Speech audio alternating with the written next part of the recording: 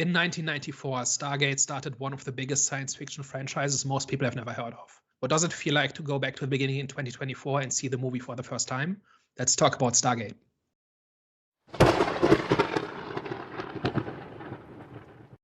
Hello, everyone. Welcome back to the Eye of the Storm podcast. Daniel, do you want to let the people know what we're doing today? So this is Have You Seen, in which we talk about a movie that some of us know well and others have just seen for the first time. This week, we're talking about Stargate from 1994, which is a science fiction movie by Roland Emmerich about a device that is found in the desert of Egypt that turns out to be a portal to another world. And when an archaeologist figures out how to turn it on, an expedition goes through the gate to another planet and then encounters something straight out of mythology. So I've seen Stargate a bunch of times, and it's one of my favorite science fiction franchises ever. But you've just seen Stargate for the first time, right? So what's your takeaway?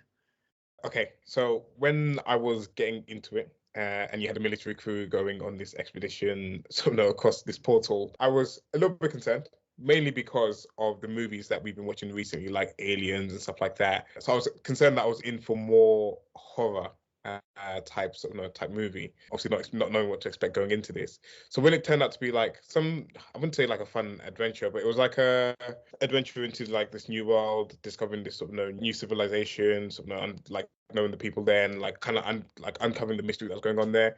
It was very enjoyable. It was like, I wouldn't say like lighthearted, but it was like kind of like lighter in tone than what I was expecting when I was first kind of going into this. So on that sense, I actually really enjoyed it a lot. Like this thing that they do with traveling to across dimensions and like going to this like alien world, and you're seeing people that are like essentially humans. I was like concerned about that aspect of it. I was like, okay, like we've gone all this way and like there isn't anything like super fantastical about the people that you're meeting here and this and the other. But I feel like the movie did a good job in terms of like explaining why they were there and like why they were like human-like, because essentially they were humans that were transported into this planet. That aspect of it I quite enjoyed, and that's kind of like into some of the specifics. But overall, like the feel of it, it had like a really cool, interesting story. It had like some good character conflicts in there with the military leader in terms of like what his mission was compared to what the others were there for. It was a good introduction into this world. And I can imagine how more far-fetched it can get.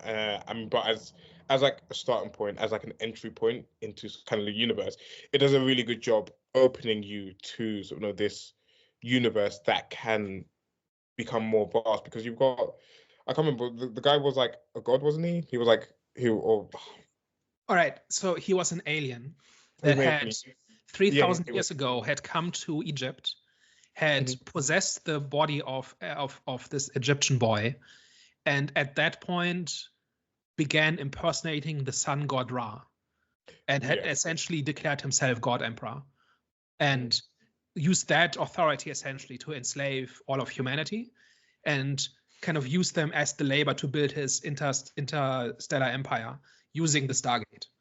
And so from that point on, he used humanity to kind of mine this mineral that the Stargate and all these technologies are made from, and he uses that to fly around the galaxy in a spaceship that looks like a gold-plated pyramid impersonating the sun god.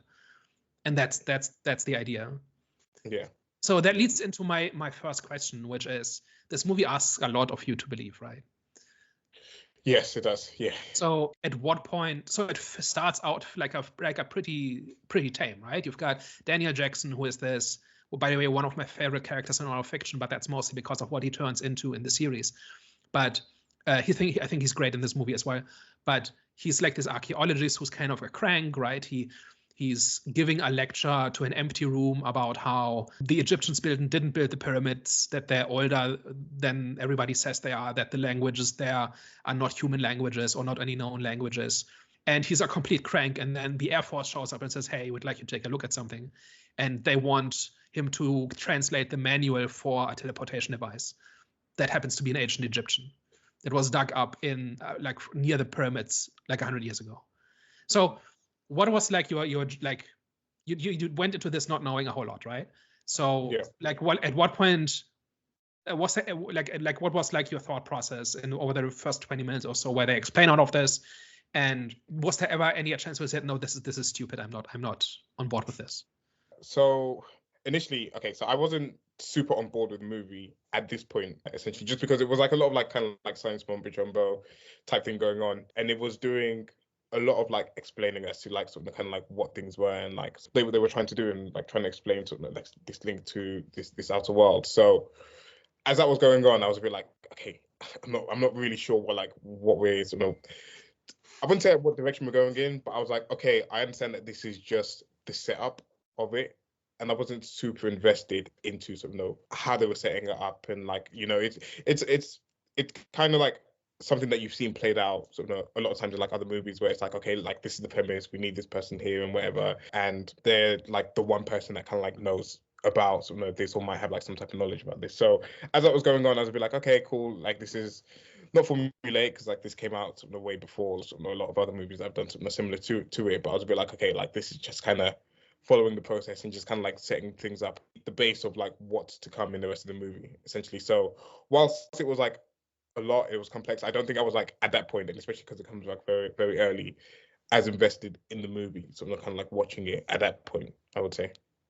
Was there ever a point where the movie was close to losing you? And if so, why wasn't it the gold-plated pyramid spaceship?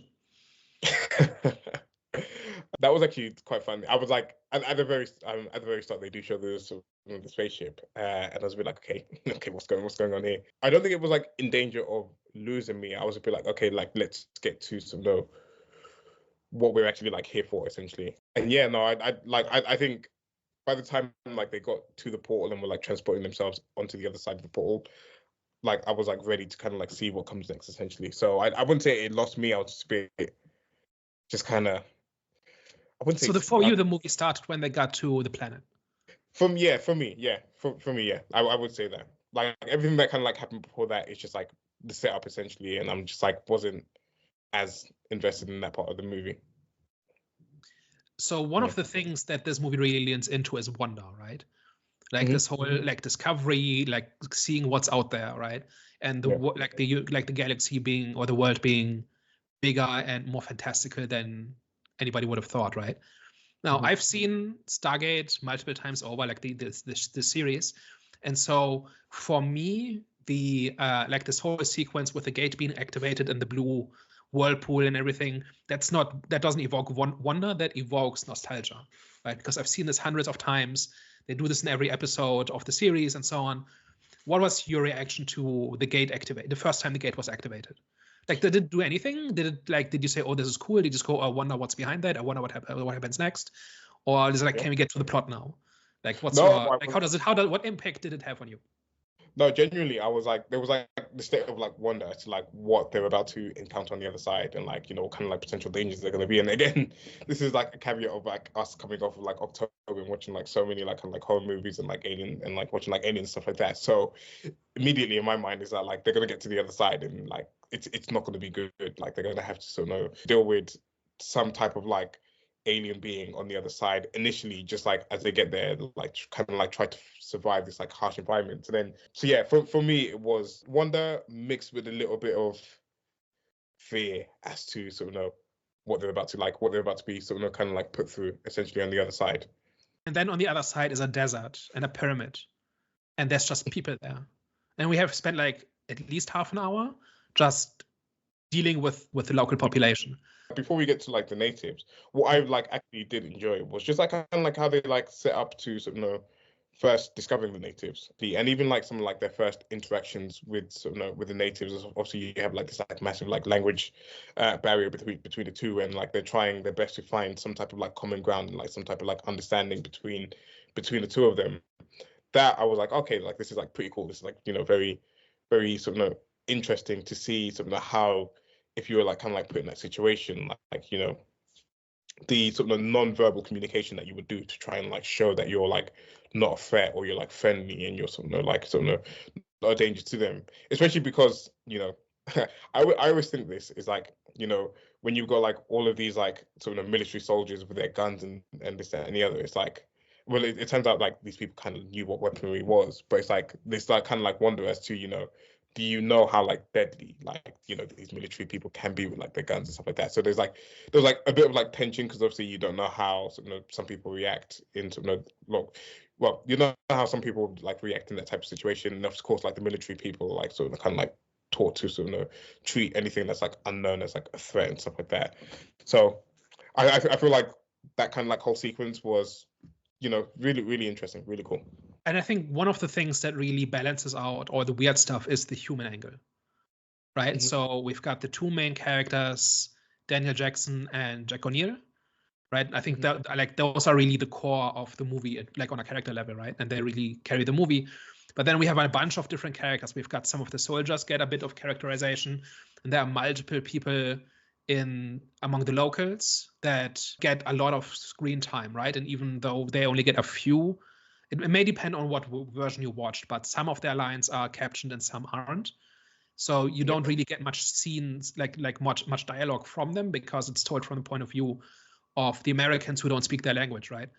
But there are a couple of scenes where they talk to each other and that is subtitled. And I think the movie does a really good job kind of bringing those characters to life. Yeah, no, I agree. I agree. Especially with the guy that obviously you had like kind of like the group of kids that were in there, and obviously like they were like super curious about was it Jack O'Neill, the military guy, or was he the other one?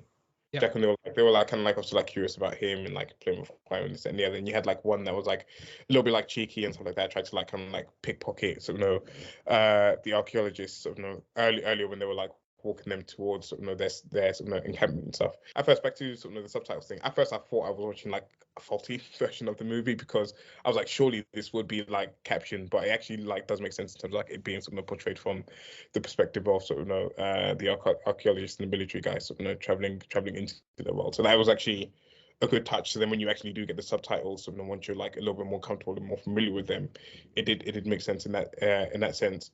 I did like the leader of the encampment as well. Like he was just like interesting in terms of his position in there as well.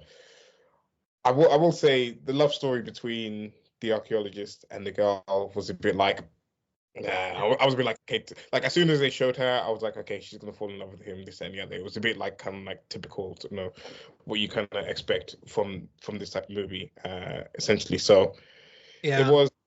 That whole thing, I think, is the one part of it that has aged really badly, and that I kind of cringe through every time I watch it. Like once, like she shows him the inscriptions and everything, it has charm again, but everything before that is really uncomfortable.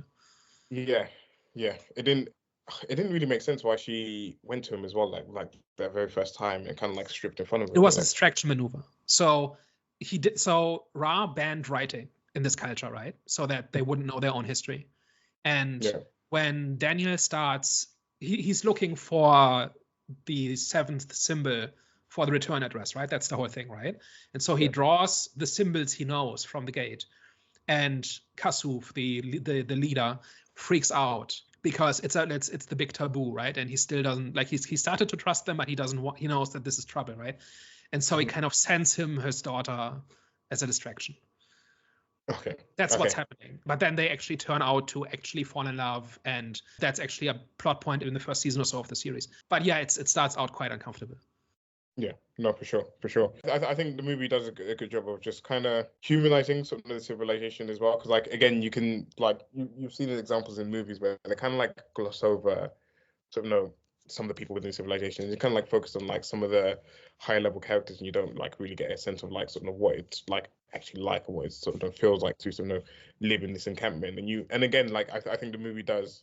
Like you explained there with like the writing and stuff like that, like the movie does a good job of kind of like putting like little clues or little hints out there as to why they are the way that they are, and like why like why they've come to be. And again, it kind of goes back to me saying that it was at first disappointing to know that they were like humans, because again, you've gone to a complete different world. You've gone to like an alien world, and you're just seeing people like that are essentially the same as you. And maybe there could have been like a bit more of a reaction to it as from the archaeologists and the military guys, because you've gone through a portal and you're essentially just seeing other humans on the other side. Like you would have expected to see something different maybe, but no, it does a good job as to kind of like putting the pieces in there, kind of like hinting at why they are the way that they are, why sort of they have like their sort of their rules and stuff like that, and why they're sort of kind of afraid of certain things and why they kind of like embrace other things as well. So yeah, no, it's really sort of well done on that sense, and it does a good job of like getting you like emotionally invested in sort of some of these characters as well in those moments, I would say. Any standouts? Military guy Jack O'Neill. I actually like, aside from like the camping team, like I just like, I don't know, he's kind of like no nonsense approach at certain times. I sort of know I like his character development probably the most out of like everyone in this as well, in terms of sort of know what he was there to do, sort of know him sort of kind of like being on this mission and then having to sort of know get a little bit more comfortable and sort of know I'm trying to find the best way to like explain it, but I think he's really humanized by the loss of his son, right? Like when we first see him, he's about to commit suicide. Mm-hmm. Right? When the Air Force sends people over to his house to kind of tell him he's been reactivated, he's about to shoot himself. Mm-hmm. Did you pick up on that? I might have missed that. So his son shot himself with his sidearm. Okay. And as a result, he essentially retired from the Air Force and has been essentially depressed and has not lived his life since then. And he's about to shoot himself because of that, because he cannot live with the grief, with the loss, with the responsibility. And that is why he goes on the suicide mission, right? He thinks it's a one-way street. Any kind of danger he encounters on the other side of the gate amounts to stay behind and nuke it, right? So he is prepared to not come back, right? And then the first person he connects with is, I think Skara is pretty much the same age as his son, or not too far off. Like Skara basically worships O'Neill, right? Like he looks up to him. He like everything O'Neill does is amazing. It's the most impressive thing Skara has ever seen, right? And for a guy who's lost his son just a few years earlier, or not too long ago, like you can imagine what that feels like, right? Yeah. And then he kind of lets his guard down, and then the first thing Skara does is reach for O'Neill's gun again. And that's where he freaks out, and that's where the barriers come back up. This is like this silly movie about alien space gods and going to alien planets through an alien artifact that they found in Egypt. But I think it's actually got a really human core at its core, right? Because the whole story kind of hinges on or rests on what O'Neill is doing and why he does what he does and stuff like that. So it's not just this 2 hours of like space action. It's actually quite grounded in terms of what characters do. Yeah, we've like mentioned it before, but that's what makes like the best stories, is when you sort of have that human element to it, and you're able to sort of connect to the characters that are sort of in the story that's being told. And again, that's kind of like why I naturally gravitated towards O'Neill, was just because he had sort of this story that was like kind of like unfolding with him, and sort of this like kind of like trauma that was within him, that was like kind of again influencing sort of what was happening in the movie as well. Yeah, and it's like it's got layers too, right? Like it's not simply a tragic backstory. It's also like this difference between Wonder and Discovery on the one hand, and he essentially going out to die like at the same moment, right? Stuff like that. And this whole thing that he's essentially given up on people and himself, and now he needs to become this big hero to save the day, right? Like I in my view, if you take that out, it's just like a schlocky sci-fi movie. But because they injected this humanity into it, not just with him, but the other characters too, but like his is probably the most compelling. I think everything just acquires a little bit of gravitas, right? And a little bit of humanity. I think we've had that in a bunch of movies where a movie kind of falls flat because there's like a human core missing. Like there's somebody at the center that kind of does something you can relate to, not necessarily relate to, but that you can feel for. Right, and you can go like that character goes on a journey and you're with them, and it doesn't matter really what circumstances in, but it just becomes more compelling if it's there. No, I agree. It's that human element that keeps you sort of kind of like emotionally invested, and kind of keeps you sort of on the ride of sort of the character. You can just see how it applies across sort of all types of stories that you're trying to tell. And like the universal lesson is make me care about the character, and then I go anywhere with them. Mm-hmm. Right, like Jack O'Neill has like 10 more seasons of character development after this in the show, and like he ends up being like a pretty amazing character. Not entirely. And there's actually a running joke about how he's not quite the same person as in the movie, but it's like they keep taking those ideas to places, right? And like one of the big strengths of Stargate in general has always been that it asks you to accept really ludicrous things, but it makes you care about the people who are going through these ludicrous things, and because of that you're on board, and it works, right? Like when we talk about this the series, like we can talk about how they do that with multiple characters that haven't appeared in this, but it's just, I think that is how you do kind of sci-fi drama. It's like I'm all for like the big epic battles or whatever, and like if this movie was just them fighting the jackal guards in the pyramid, I would still like it, but I think it really becomes excellent at the point where we care about these people, right? Yeah. At this point, like when the locals start rebelling, like they rebel on their own, but they've been inspired by the protagonists, right? Because they've seen that that's another way, and that just people can actually do something and can be better or can be more than what they've been told they can be, right? So like at that point, like when Daniel has been captured and is supposed to execute the other soldier to prove like as a power move by Ra, right? And there's this big crowd of people who are supposed to watch. When the boys kind of break out the guns and start fighting back, I cared about that, even though I didn't know most of their names, right? Even though they haven't had dialogue. They made me care, and so when the cool thing happened, I cared. It was better. Yeah, no, for sure. And when that kid died as well, it made you feel that as well, which is pretty bold. I will say, I didn't like the villain in this one too much. Why is that? I think it was more the performance, if anything, and that could just be down to like the direction of the director, but just like the way that he carried himself, the way that he like spoke and stuff like that, I was just kind of cringing at it a little bit. It was like off, like it was like cringe in terms of like sort of what was sort of being delivered on screen. And we talked about sort of what makes a good villain in videos sort of ages ago, and he just didn't have anything that I was like looking for in a good villain. Like he wasn't he didn't have like that presence like on screen. Anytime he was on screen, I didn't really feel like his presence at all. His like dialogue was a bit like okay, whatever. He wasn't cutthroat or like super evil. I don't know. It just like there just was like something missing for me in that performance, and I just couldn't get behind it. So is it just because he's like more of an archetype than a person? Possibly, because he didn't seem human-like at all. Like when he was like kind of like human. he was a 3,000-year alien who has been pretending to be a god for all this time. Yeah. I mean, at that point, you would like after like 3,000 years, 300 years, whatever, you would think that he would have understood how to communicate or how to like portray himself to be this deity or this being that he was impersonating. But I don't know. I could just never get behind it for whatever reason in this. Like it just fell flat for me.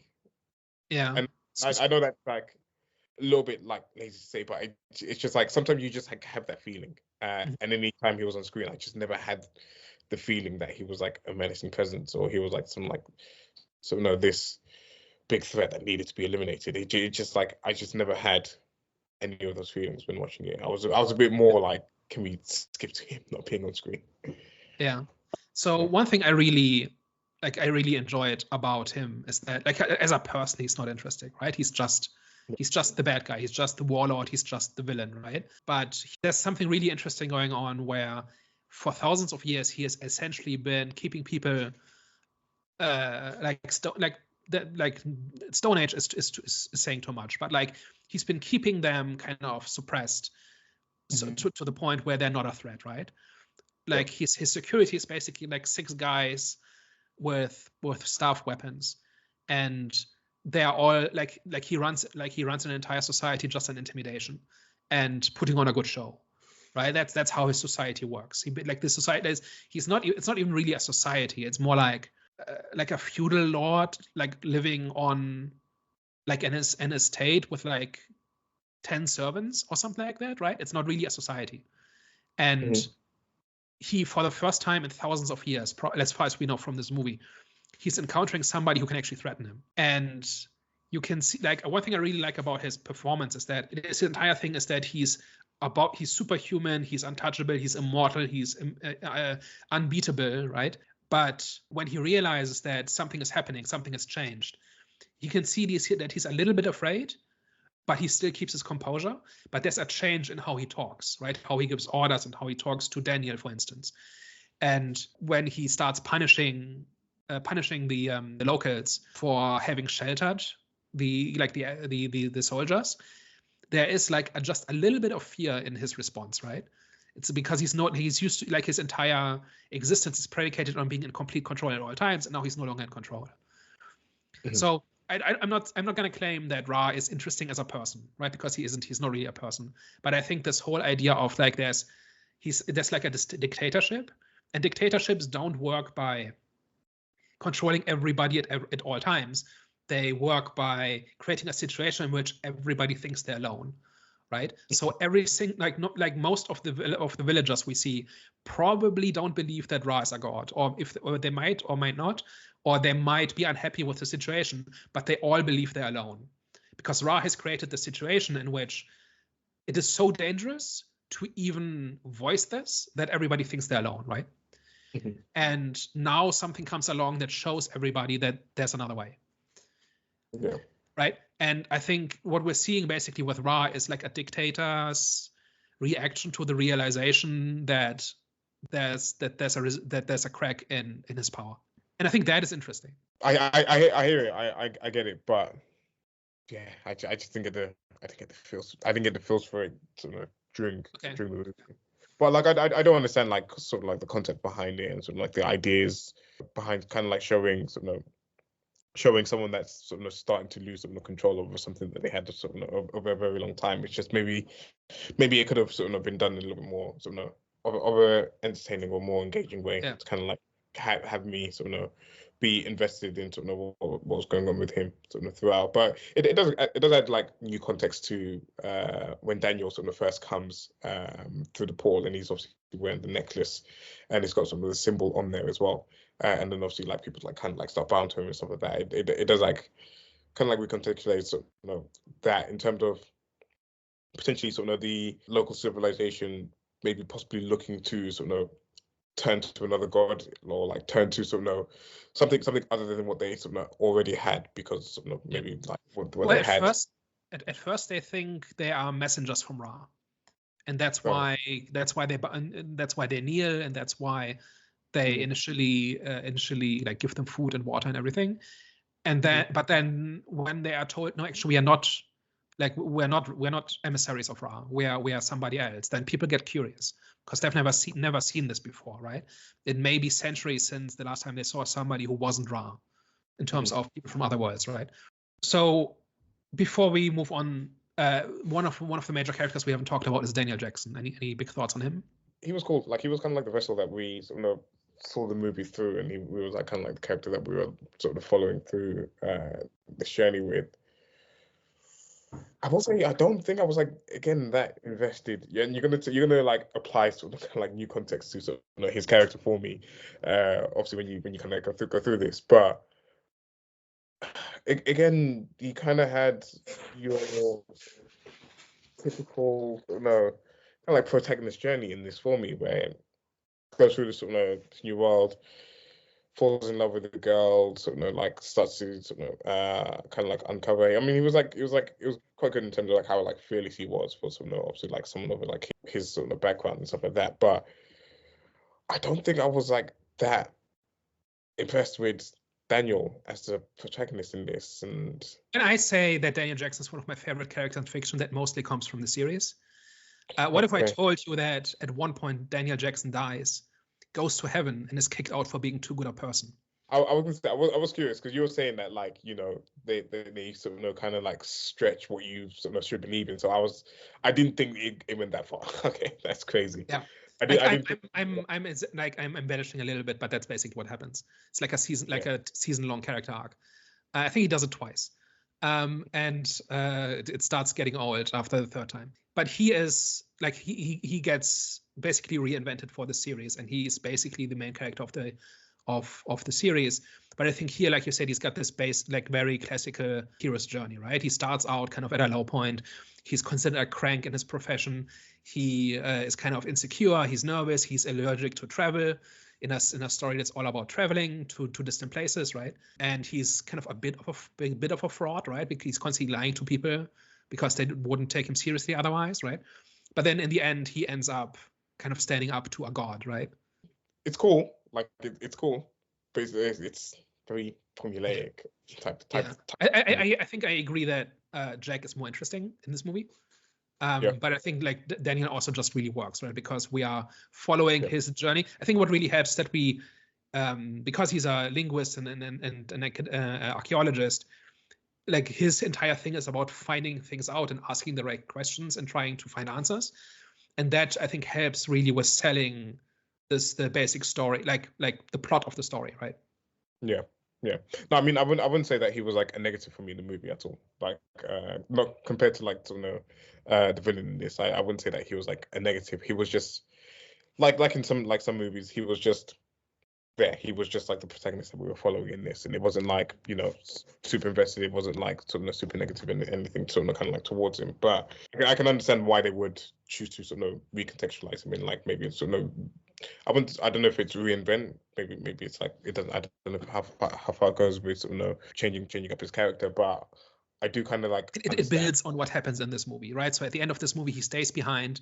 They seal the gate again, but he stays behind on the planet. When we watch the pilot of the series, basically that pilot starts with a year later, the gate gets opened again, and Daniel sending a message, right? So. And that kind of goes from there, and he becomes a really central character in like the plot of the series. I didn't believe enough in his love story for him to stay behind. Like when he was like doing it, I was a bit like, I was like, okay, like that. It like I don't know why this person has made you feel like you want to sort of stay behind in this alien world and give up everything that you have like back in your life on Earth. To stay behind in this sort of. So he has been drummed out of his profession. He's considered a crank. He's literally lost everything, right? He says at one point at the very start, everything I own is in the suitcase, right? Yeah. So deciphering the Stargate is his one shot at accomplishing anything in life, right? But you accomplished the movie, which I think is a really good foundation for a character plays, right? Because you've taken everything from them away, and now they're at the lowest point, and now he can't just walk away, right? He has to succeed. But then by the end of it, he succeeds. And like one thing that's maybe not, I've never been entirely sold on, is that he wouldn't just start working. Like surely they would study the Stargate more, right? And surely they would like have use for the one person in the world who can like speak the language and stuff like that, right? So like him staying behind has never made the most sense to me, but it comes from a place of that he has nothing to go back to in that sense. And I get the whole like he has nothing to go back to, but wouldn't that change now that he's like kind of like cracked the Stargate? Like when his status in his profession and like kind of like the work he's done, and even like how he's held by this government agency, that would like all change how he's perceived and like who he is in this world, maybe. But yeah, I think it's more like the like this is where kind of the classic Hollywood tropes shine through, where like him staying there, having found love and purpose and everything, is just the Hollywood ending. And even if you can point towards things that he could do when he returns to Earth, like this is still like the Hollywood ending. And it felt like it. You can read it. You can see it from a mile away. One thing that takes up a lot of time in the movie is how where they go through the process of figuring out how the gate works and what they need to turn it on, what they need to get back, stuff like that. It's probably at least 30-40 minutes where they just talk about the 7 symbols and the final symbol for the point of origin and whatever. How did that come across to you, and at what point did you realize it was all nonsense?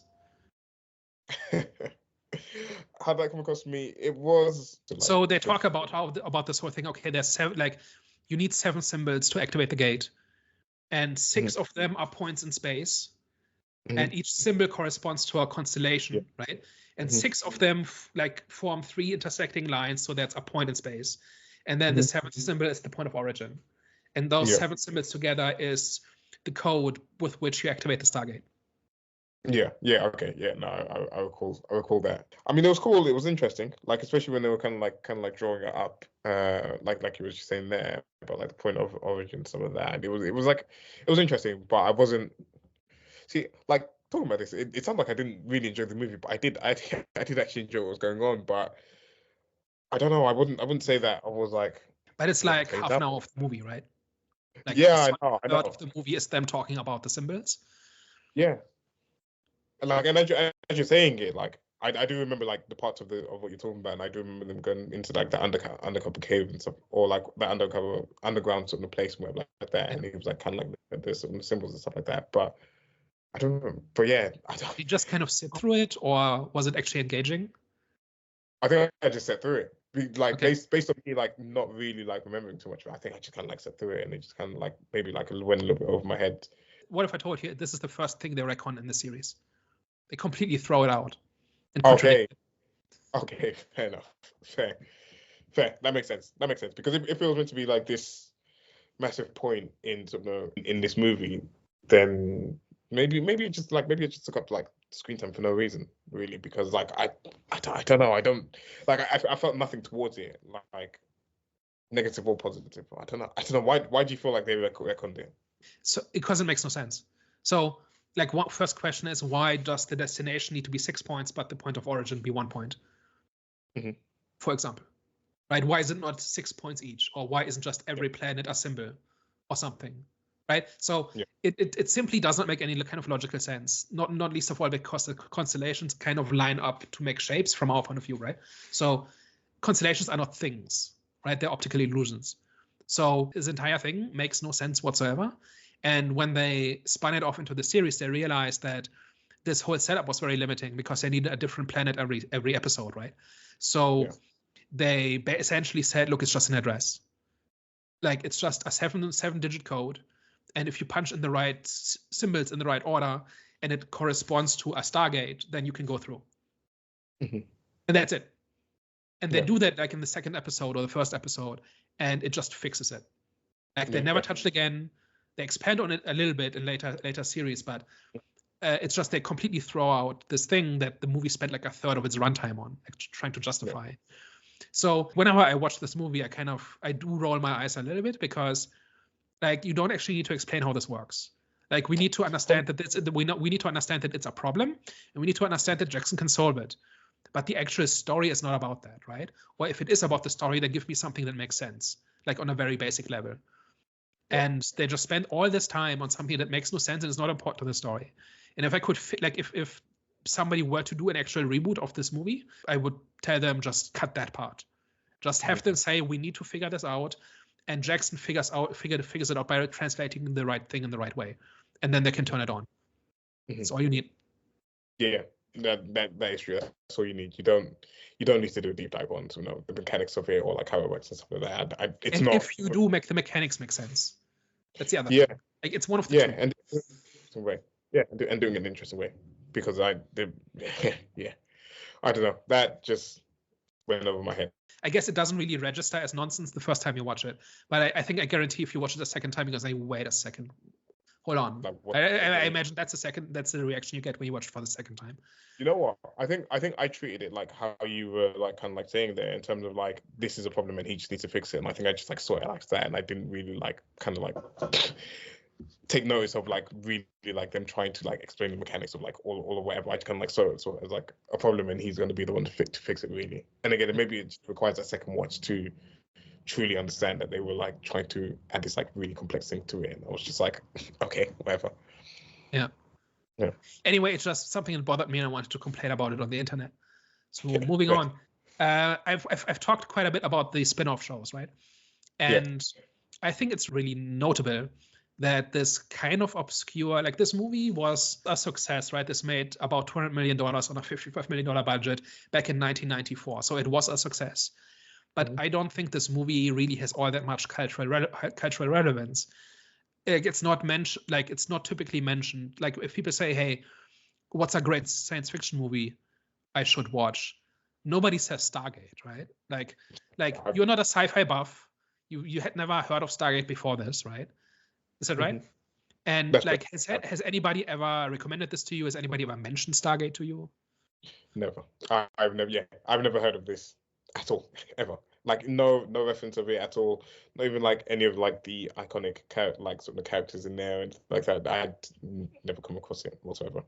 And it's got cool images, right? It's like the Jekyll guards, right? Like these like Ra's personal guard with this tall armor using the Egyptian like iconography, mixing it with sci-fi aesthetics. I go on about the pyramid-shaped spaceship, but I think that's really cool. And there's a lot of that in the series. Also, like it just has this really distinctive aesthetic of mythology and antiquity and science fiction all kind of meshed together. And this whole idea of ancient astronauts, this idea that ancient cultures were contacted by aliens and were influenced by them, and the stories about gods are actually aliens, right? Like this is an idea that's out there, right? That has been for a long time. But for some reason, it's like Stargate does not seem to have any kind of big resonance with people. I will say actually, I know you mentioned a few things that you thought were iconic. I didn't get the same feeling of it, of like any of like kind of like the imagery being iconic, even like the guards and stuff like that. At first I was like, okay, this is cool. I felt like they were kind of like alien like and stuff like that, but I didn't come away feeling like it was like, I don't know, like this like massive like kind of pop cultural like icon that like was like so. Maybe I'm the wrong person for that, because like most of the time I'm not sort of that type of person. It might be that there's no equivalent to a lightsaber or like the Star Trek uniform. So like there are certain images that even if you're not into science fiction, you still recognize it. Yeah, right? You can quote it, you can reference it. And Stargate, I think, doesn't really have that, right? Like to me, my lizard brain, whenever they turn, like somebody charges up a staff weapon, it makes this charging sound and this crackling sound. And I've heard that so, like hundreds and hundreds of times, that it just makes me feel warm and fuzzy, right? Like that sound, it's like this, like it's like the lightsaber being turned on, right? Yeah. And like that, like if you once you've heard something long enough and you have positive associations with it, it just feels familiar and it feels right. But nothing from Stargate, I think, ever carried over into the general population or like the general audiences in that way, right? Maybe that's why. I think that's why. I generally feel like that's why, because there isn't, even going into it, like it's for someone that hadn't watched Star Wars before, you know what to expect, or you know like some of like what you might see. Again with this, you at least know the blaster sounds and you know what it sounds like when a lightsaber gets turned on, right? Yeah, and with this, like there wasn't anything to particularly look out for, and I know you say about like the staff and stuff like that and the noise that it makes, and I think that probably comes with like being sort of more invested in sort of in the franchise than obviously like someone that's watched it for the first time and has only seen it sort of first time this year. But I can't think of like anything that I could say was iconic in this at all. Like even sort of the setting of it or anything like that. Because like even with like Star Wars, you have like Tatooine and stuff like that. Like that's kind of like deemed to be iconic. But even like the settlement and like kind of like the desert place that they were in was just kind of just Egypt, right? Yeah, it didn't feel special. Like I think that's what I'm trying to say. It's like it didn't feel special at all, which is probably why. Even the whole design of the settlement, like so even like on like Tatooine or something like that, you kind of have like the igloo based sort of houses and stuff like that. Like that's something that's like a little bit different. And here, obviously, like the structure that we're in isn't the most common thing, but it isn't the most creative thing either that they sort of maybe could have done with it. Yeah, in my eyes. And I think it's not trying to, right? At this point, they're just making a movie, and they're just saying, "Hey, what if the gods of Egypt were actually aliens?" Right? That's kind of the big what if, right? And they don't really need much else, right? Yeah, no, and that's true. That's true. So when I told you that this had like 20 years of spin-offs and multiple different TV shows, and there are sequels to this movie in production and whatever else, right? So I think by volume it might be the third biggest science fiction franchise. Maybe like Halo might be bigger now, but it's like one of the big ones, right? If it's not top 3, then it's top 5 probably, just by like our like amount of stuff, right? So did that surprise you? Yes and no. No, because again of like the wonder behind it and like how vast you can go into this. You've got this like device that can kind of like teleport you from Earth to an alien planet, and you can get like pretty wild with it. And granted they don't. And you maybe answer this, like if they haven't been stuck on the initial idea and they've been able to like kind of like expand it and like continue to kind of like build on mythology and build on the foundations of this and kind of like tell a wide spanning story and like develop the characters even further and this and the other, maybe introduce new characters and stuff like that. Before you continue, what if I told you that O'Neill's best friend is Thor? Thor, like Thor period. Yeah, okay, but then it makes sense, because if you're doing the Greek mythology, then you have like the Norse mythology, you have like a huge range of things that you can like tap into. So again, it makes sense. And like what's funny is that like that's kind of like the God of War franchise on the PlayStation game as well. Like it's just him going to kill a bunch of gods, and every time it's like a god from a different mythology.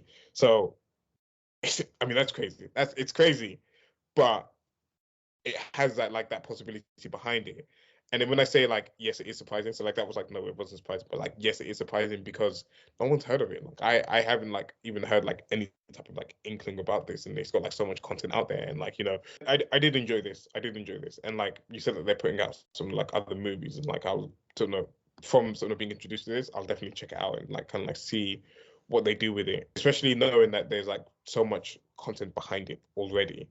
And I think one of the beauties of it is that because it's like not well known, and they haven't got like these things that they have to like tie the franchise to, like again like your lightsabers, that they haven't got like the crowd, like the things that they have to like satisfy the crowds with. Or I don't know whether it has stuff that it needs to satisfy you with in terms of like some of like the imaging and stuff like that. But because it doesn't have that, it's able to like just like go out there and just like be bold in like the story it wants to tell, and like kind of like be bold in terms of the creative direction it wants to go with, essentially.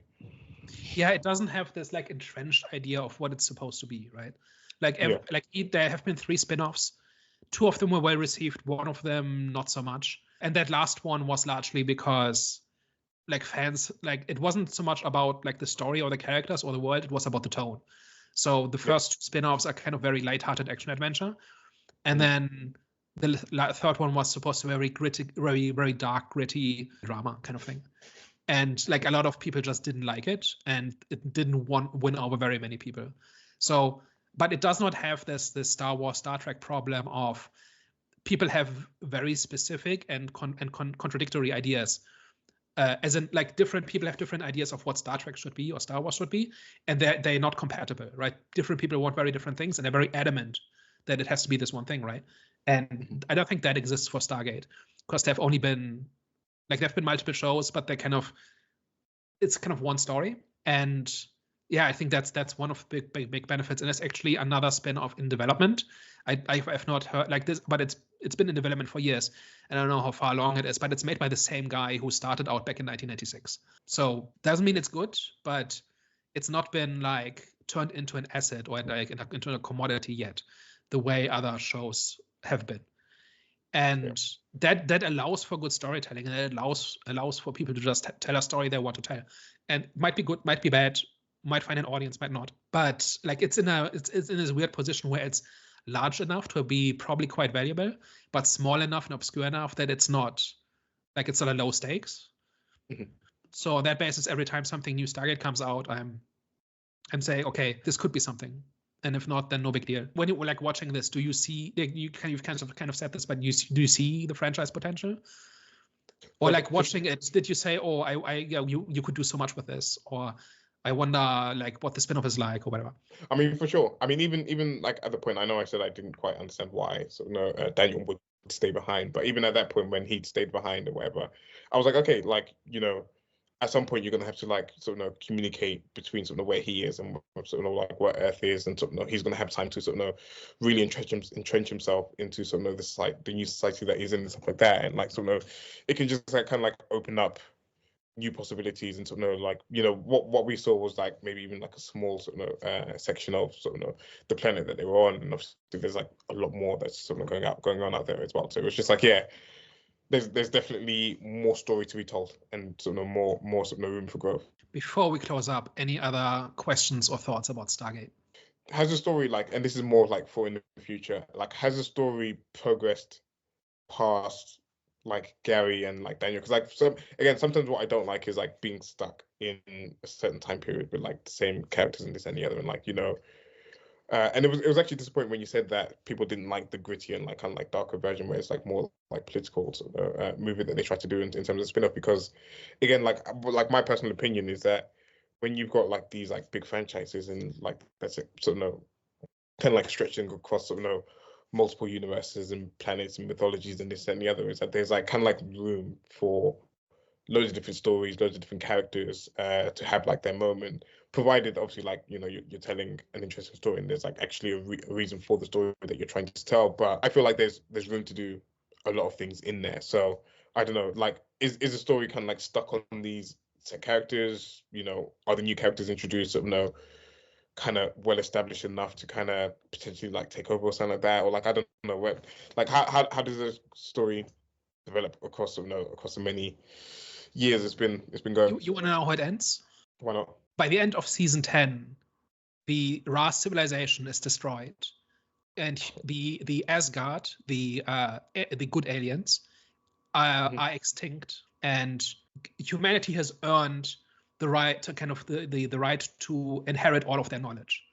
And in the last 2 seasons, they fight an intergalactic war against these beings that have essentially become literal gods by through spiritual enlightenment, and siphon energy off from humans on a galactic scale. The Stargate Command fights a war against them and defeats them. And so that at the end of season 10, Earth is the only galactic superpower remaining. That's how Stargate ends. Great. Are you interested? I mean, yeah, it sounds like it gets crazy. It sounds like it gets very crazy. Yeah. Like the first spin-off is Atlantis, where they find Atlantis in another galaxy. Second spin-off is they go to another galactic cluster where the gate builders have an automated gate building ship that goes to planets that have never been visited before to kind of build gates there and connect them back to the network. And so an expedition gets stranded on that ship because they can't go back, because they don't have enough energy. And so they kind of go off into a different galaxy, essentially discovering things that nobody has never seen before, including the gate builders who went extinct 1 million years ago. That's the second spin-off. Yeah, I mean that sounds interesting. Yeah, that last one didn't quite land. It didn't quite stick the landing, but that's essentially where Stargate goes. So it is not simply fighting dudes in pyramids for 20 seasons. Yeah, no, perfect. No, it sounds very interesting. It sounds like it sounds like good sci-fi, I would say. It is like that's part of why it's one of my favorite sci-fi franchises ever. And it started here, right? It's this fairly small movie, right? Grounded, like that's kind of derivative, right? Like nothing in this is new. I saw it, so I said Desert Planet all over again. I was like Dune, Star Wars, all the same things. I mean this whole thing about aliens built the pyramids. It's not a new idea. And they just say, what if? Like, what if that actually happened? Right? And then they went with it and they made a movie about it. And then it turned into this giant thing that kind of went to other places. So I think it's a really cool movie just on its own. And then there's like 20 more seasons of stuff and story that actually is, for the most part, really good. So I think we need to wrap it up now. But that's been our discussion of Stargate. If you reach this part of the video, of course, you've heard our wonderful takes about Stargate and why it's this brilliant franchise that more people should probably know about. But do let us know your thoughts down below in the comment section. Have you seen it before? Is this one of your favorite franchises of all time? And of course, we'd love for you to be part of the community. So make sure to comment below. And of course, tell a friend to tell a friend and help us grow. Thank you very much. Ciao. Bye-bye.